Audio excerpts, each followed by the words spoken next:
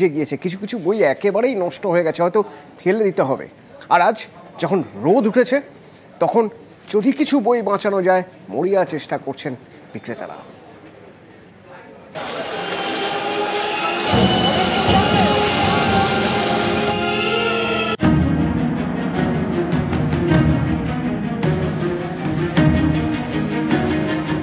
মঙ্গলবার গোটা শহর জলমগ্ন ছিল, ব্যতিক্রম নয় কলেজ স্ট্রিটও। কলেজ স্ট্রিট বইপাড়া, যেখানে প্রায় সব দোকানে প্রকাশনী যারা রয়েছেন, প্রকাশনী সংস্থাগুলো, সেই জায়গায় জল প্রবেশ করেছে এবং দেখা যাচ্ছে বিপুল ক্ষতিও হয়েছে, কারণ বই ভিজে গেছে। যে বইগুলোকে বাঁচানো সম্ভব হয়েছে সেই বইগুলোকে রোদে শুকানোর কাজ চলছে এবং রোদের মধ্যে রেখে যদি শুকিয়ে নেওয়া যায়, অন্তত কিছু বই বাঁচানো যায়, সেই চেষ্টা কিন্তু ইতিমধ্যেই করা হচ্ছে।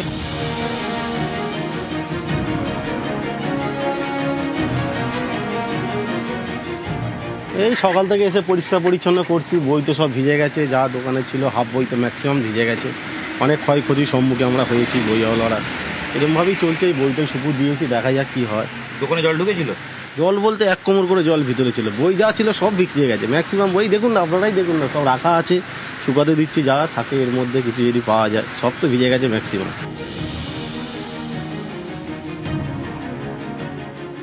দোকানদাররা বই বাঁচানোর চেষ্টা করছেন, যেগুলো ভিজে গেছে সেই বইগুলোকে যদি উদ্ধার করা যায়। তবে এখনও দেখা যাচ্ছে বইগুলোর ক্ষেত্রে সম্পূর্ণ ভিজে রয়েছে এবং এই বইগুলো আর ব্যবহারযোগ্য হবে বলে মনে করা হচ্ছে না। তাই পুজোর আগে এই যে আর্থিক ক্ষতি হলো, তাতে কিন্তু যথেষ্ট চিন্তায় রয়েছেন কলেজ স্ট্রিট বইপাড়ার যারা দোকান রয়েছেন, বই কর্মী রয়েছেন। অনেক ক্ষয়ক্ষতি বলার বাইরে, মানে দোকানের ভিতরে 1 হাঁটু মানে 1 কোমর মতন জল, অনেক ক্ষয়ক্ষতি হয়েছে। সোমবার দিন তো আপনারা জানতেন না এরকম হবে? না, বই সরাতেও পারেননি? না। কি দেখলেন আজকে এসে? সব দেখছি মানে আমফান থেকে বেশি ক্ষয়ক্ষতি হয়েছে। আমফানে সরাতে পেরেছি, এবছর অনেক নষ্ট হয়েছে। অনেক। নতুন সিজন আসছে, পড়াশোনার নতুন বছর শুরু হবে, তার আগে তারা বই কালেক্ট করছিলেন এবং সেই যে বইগুলো যথেষ্ট পরিমাণ ক্ষয়ক্ষতি হয়েছে এই বৃষ্টির জলে। ক্যামেরায় খোকনের সাথে ইরণ রায় বর্মন, নিউজ 18 বাংলা। রাতভর কলকাতায় রেকর্ড বৃষ্টি, তারপর জলের পুরো থই থই অবস্থা, ঘরের মধ্যে জল ঢুকে গেছে। এর মধ্যে কারেন্ট নেই, 1.5 দিনের উপর হয়ে গেল কারেন্ট নেই, ফলে পাম্প চলছে না, জলও মিলছে না।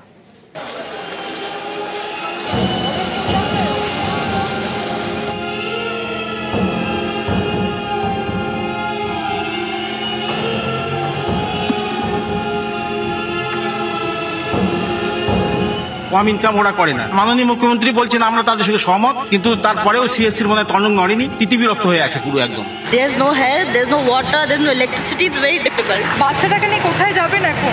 We have another accommodation. We are going there. They're not being able to do anything. The drains are blocked. Where will they pump out the water? There's no space for them to do that. আমি বাড়ি ছেড়ে চলে যেতে বাধ্য হচ্ছি।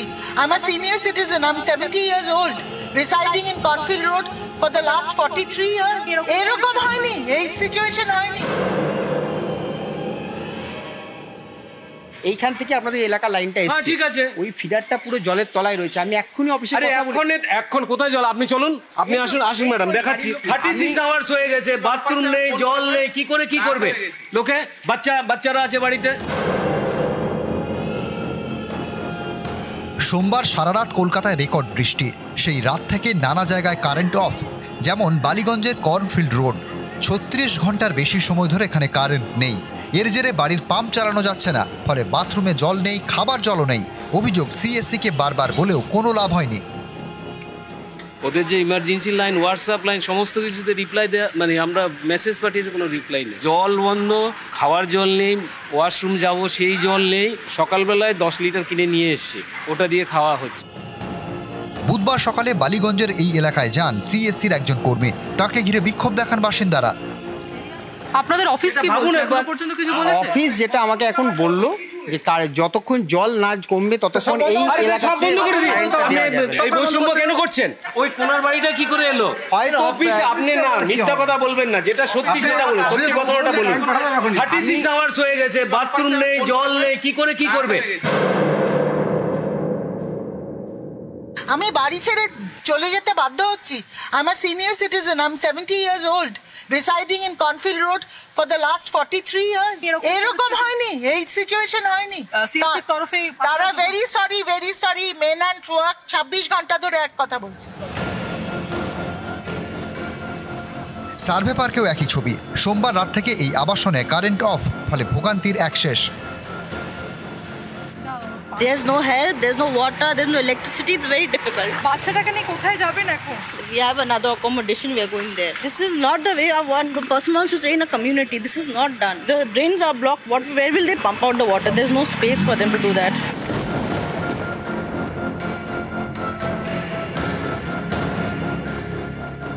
পাটুলিতেও একই ভোগান্তি। অনেক বহুতলেই কারেন্ট নেই, ফলে পাম্প চালানো যায়নি। জল পেতে হয়রানির এক শেষ। বৃদ্ধ বয়সে জল টানতে হচ্ছে। কারেন্ট আছে না, কারেন্ট নেই। যে জল তোলার মোটর, যে পাম্প মোটর, সে তো জলে ডুবে গেছে।